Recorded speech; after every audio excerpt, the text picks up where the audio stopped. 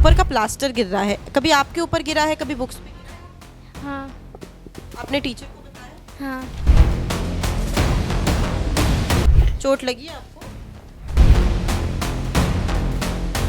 वक्त नहीं कब किसके ऊपर गिर जाए। तो इसके लिए आपने कभी बोला? हमने बोला मैडम, हमने तो फोटो भी खींच के भेजे थे। क्या बोला उधर से, क्या कुछ रिस्पॉन्स नहीं मिला।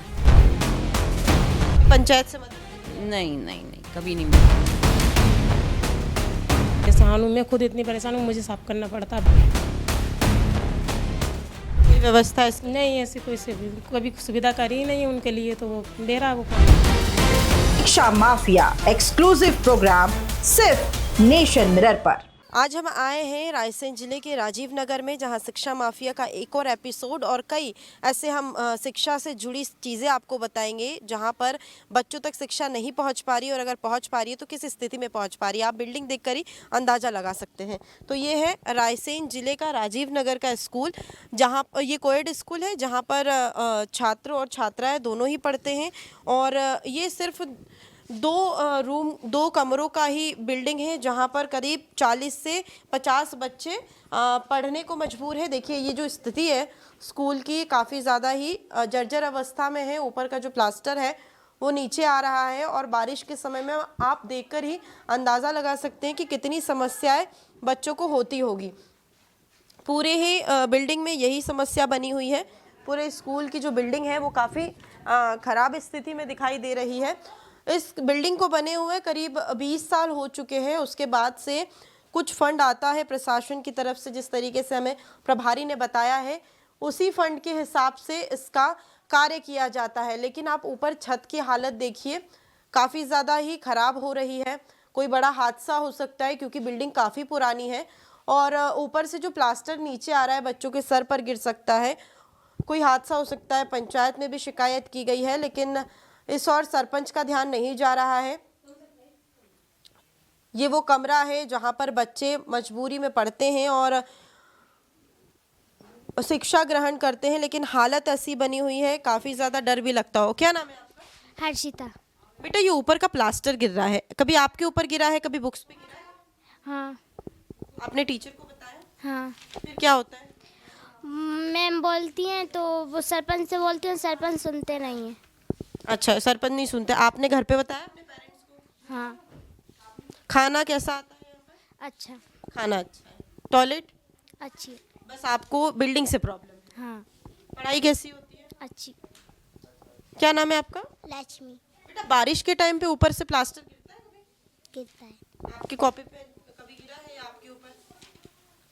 गिरता है। आपको चोट लगी है कभी? डर लगता है बैठने में? लगता है। कौन सी क्लास में हो? चौथी। तो देखिए ये बच्चे मजबूरी में इस बिल्डिंग में पढ़ रहे हैं और समस्याएं जस की तस बनी हुई है। क्या नाम है आपका? राकेश। बेटा बारिश में क्या क्या समस्या होती छत गिरता है। छत गिरता है है? और हम चोट लगती है। चोट लगी है आपको? हर साल ऐसी होता है? बोलो क्या क्या समस्या होता है। हर साल होता है। देखिए बच्चों को डर भी लगता है इस बिल्डिंग में बैठने में, क्योंकि प्लास्टर की जो हालत है वो काफ़ी ज़्यादा ख़राब है, और कहीं ना कहीं बच्चे परेशान भी है। और भी बच्चे हैं। क्या नाम है आपका? वेदिका बंसल। बेटा क्या क्या समस्या है बारिश में होती है? देखो प्लास्टर ऊपर से टूट रहा है, कभी आप लोगों के ऊपर गिरता है? गिरता तो है थोड़ा थोड़ा। कभी कभी गिरता है, वाइट वाइट ऊपर से गिरता हो? तो टीचर से बोलते हो आप? टीचर्स क्या बोलते हैं? बोलते तो 2-3 दिन की बात है। अच्छा 2-3 दिन की बात है। कौन सी क्लास में हो? चौथी। तो आप 4 साल से यहीं पढ़ रहे हो, और हर साल बारिश के टाइम पे ऐसे प्लास्टर गिरता है? नहीं। बारिश के टाइम पे बारिश होती है, हाँ। ऊपर से पानी गिरता है छत से? नहीं।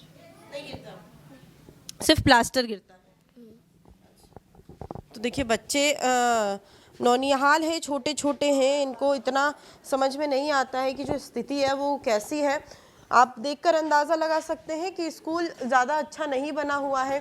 खिड़की से भी प्लास्टर नीचे आ रहा है। यहीं ग्रामीण इलाके में पंचायत भी बनी हुई है। पंचायत के सरपंच को कई बार अवगत भी कराया गया है, लेकिन सरपंच भी वही है, पल्ला झाड़ते हुए दिखाई देते हैं। कभी भी इस और अगर गहनता से देखा जाए तो काफ़ी समस्या स्कूल में है। हमारे साथ स्कूल की प्रभारी भी, हम उनसे बात करेंगे। मैडम क्या नाम है आपका? कुसुमलता मालजोनिया। आप कब से कार्यरत हैं? मैं 2004 से। क्या क्या समस्या है आपके स्कूल में, क्योंकि प्लास्टर बहुत ज़्यादा खराब है। बस प्लास्टर का ही है मैडम, और बाकी झाड़ू, मैदान में झाड़ू वाड़ू का अपन बोलते हैं, सरपंच से तो लगवा देते हैं, टॉयलेट हम खुद साफ करवाते हैं। और बताइए आप, हम और क्या पूछना है आपको? अच्छा, फंड आता है, आपने आवेदन दिया होगा या? नहीं नहीं नहीं, नहीं आया।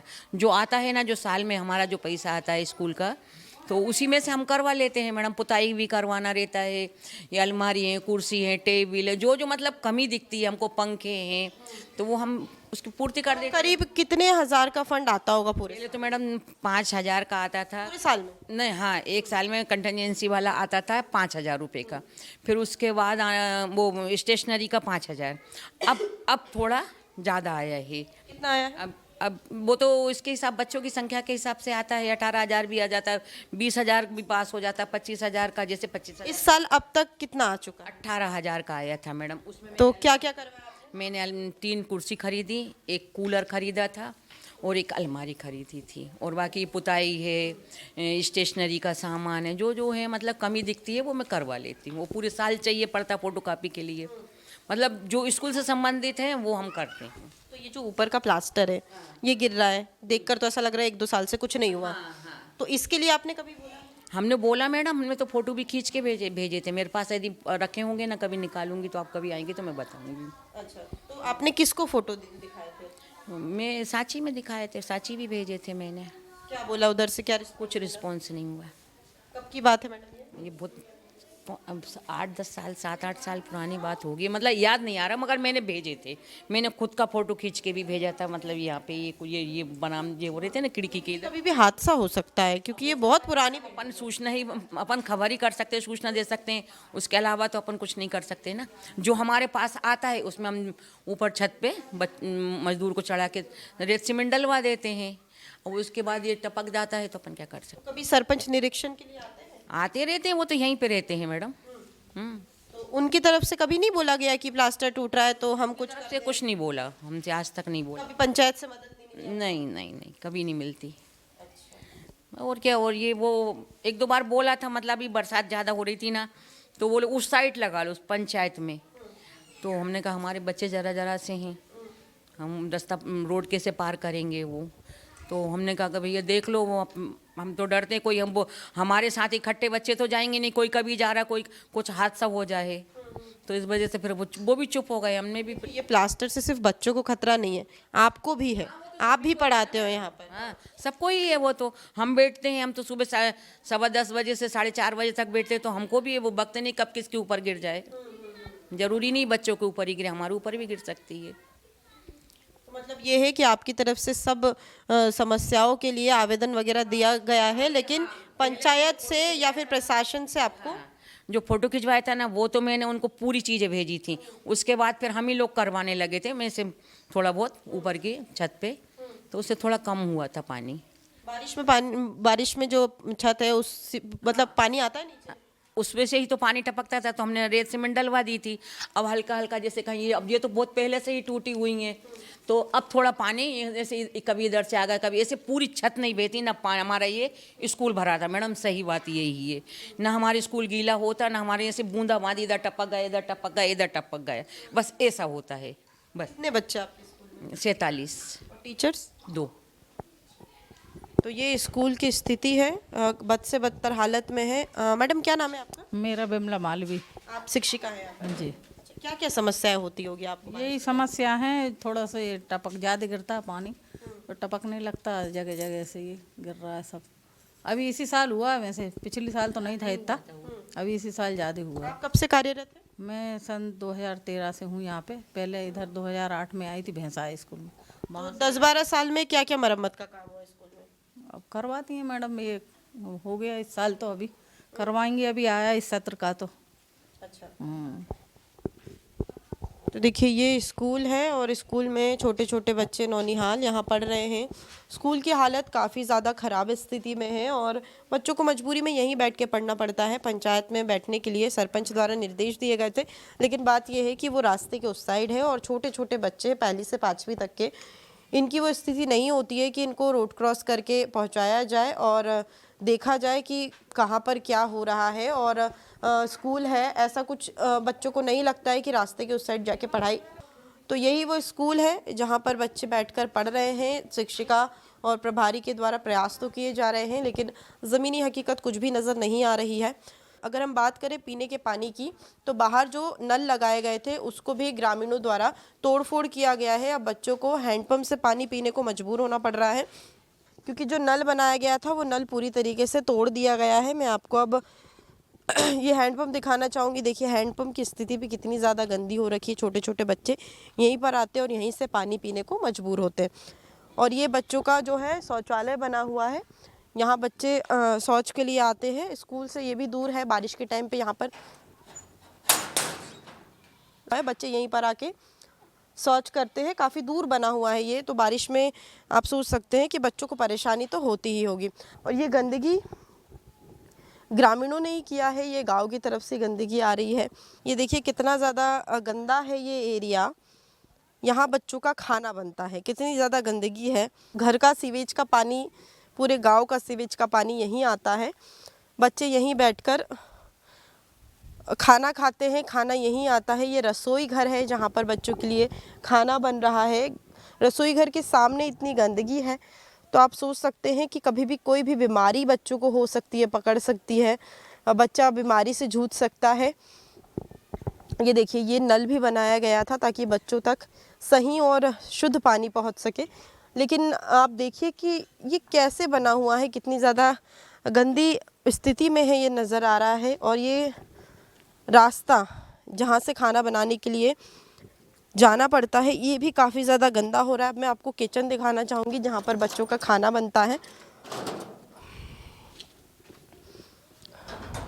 देखिए ये किचन है जहाँ बच्चों का खाना बनता है, ये भी गंदा हो रहा है, इतना अच्छा नहीं हो रहा है। ये भी काफ़ी ज़्यादा गंदी स्थिति में नज़र आ रहा है, जाले लग रहे हैं, सामान ऐसे ही रखा हुआ है। तो यहाँ बच्चों का खाना बनता है। आप खाना बनाते हैं? जी मैम। जो खाने के लिए सामान आता है, रसोई का जो भी राशन वगैरह है, वो टाइम टू टाइम आता है? जी मैम। खाना कैसा बनता है? अच्छा बनता है मैम। 2 सब्जी वगैरह और रोटी, जितना बच्चे खाते हैं इतना रोटी बनाती हैं। 2 भाइयाँ खाना बनाती हैं। अच्छा, कभी आपको ऐसा लगा कि पर्याप्त आपके पास सामान नहीं है बच्चों के खाने के लिए? नहीं, कभी नहीं लगा, क्योंकि अगर मैडम कभी छुट्टी पे भी होती है तो पहले पैसे दे जाती हैं सामान के लिए। और गेहूँ वगैरह तो यहीं पे रहते हैं स्कूल में। जब भी अपन को पिसाना होता है, निकालना होता है, तो हम निकाल के पिसा लेते हैं। बाकी का किराने का सामान मैडम ला देती हैं, और छुट्टी भी जाती है तो पैसे दे जाती हैं। रसोई के सामने बहुत ज़्यादा गंदगी है। जी मैम, मुझसे बहुत परेशान हूँ। मैं खुद इतनी परेशान हूँ, मुझे साफ़ करना पड़ता है। बरसात में कई बार मैं साफ़ करती हूँ उसको, और अभी मैंने नगर पंचायत में बोला, जब जाके उनसे बड़ी मुश्किल से साफ़ करवाया मैंने। मुझे बहुत परेशानी आती है उससे। तो भगवान ने एक के घर से आ रहा है कि पूरे गांव से? नहीं मैम, ये तो शायद एक ही घर का है, इन लोगों का इधर का पानी, और उधर से तो पता नहीं 2-4 घर हैं तो उधर से आता है। तो सरपंच के द्वारा कभी कुछ बोला नहीं गया इन लोगों को? नहीं, कुछ नहीं बोला। नाली बनी थी तो वो ऐसे बना दी आड़ी, तो पानी ऐसे जा रहा है। इन लोगों का पानी बेचारे, नाली नहीं है तो वो रोड पे से निकल रहा है अपने इसके सामने से, किचन के सामने से। तो कोई व्यवस्था ऐसी खास नहीं है कि इसका कोई समाधान हो? नहीं, ऐसी कोई कभी सुविधा करी ही नहीं उनके लिए, तो वो बेरा है वो पानी। तो ये हमेशा से बना हुआ है ये? हाँ, मैं तो जब से आई हूँ उससे देख रही हूँ, इधर तो ऐसे ही पानी बह रहा था।